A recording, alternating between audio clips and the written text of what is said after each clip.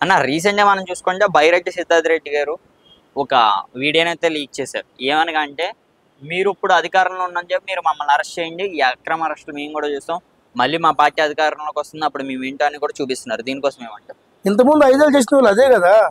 ఇప్పుడు వాళ్ళు 5 ఏళ్ళు చేస్తారు, ఇప్పుడు మనం చేస్తున్నాం. నెక్స్ట్ వాళ్ళు వచ్చినప్పుడు వాళ్ళు చేస్తున్నారు. ఇప్పుడు ఇదేం కొత్త కదా మనది. మన తమిళనాడు రాజకీయాలు మనకేం పెద్ద కదా. 5 ఏళ్ళు మీరు చేశారు, ఈ 5 ఏళ్ళు మేము చేస్తున్నాం.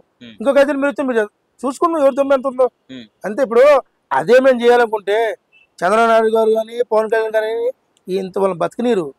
కానీ మాకు ఆ రాజకీయాలు తెలీదు. ఎవరైతే నోటి దూసి వాళ్ళు మాట్లాడారో పార్టీని కానీ, పార్టీ లాంటి మా అమ్మని కానీ, అట్నే మా అమ్మ భువనేశ్వరమ్మని కానీ ఎవరినైనా సరే తక్కువ చేసి మాట్లాడినా ఏ ఉచ్చన కొడుకుని కూడా వదిలిపెట్టేది లేదు. ఇది మాత్రం ఖబర్దార్. వైసీపీ నాయకులైనా సరే ఎవరైనా సరే పార్టీ కోసం కష్టపడిన వాళ్ళని కార్యకర్తలు మేము గుర్తిస్తాం.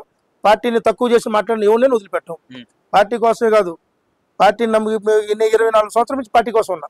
టీడీపీ 24 సంవత్సరాల నుంచి టీడీపీలోనే ఉన్నా. ఇటువంటి 24 సంవత్సరం 4 వచ్చిన 7 ఉంటాం.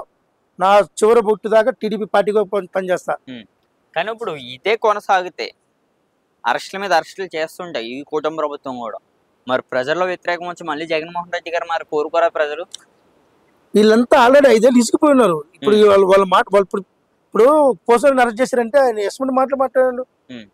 ఇప్పుడు పోసారి అతను సినిమా రైటరో లేకపోతే డైరెక్టరో ఏదో సంథింగ్.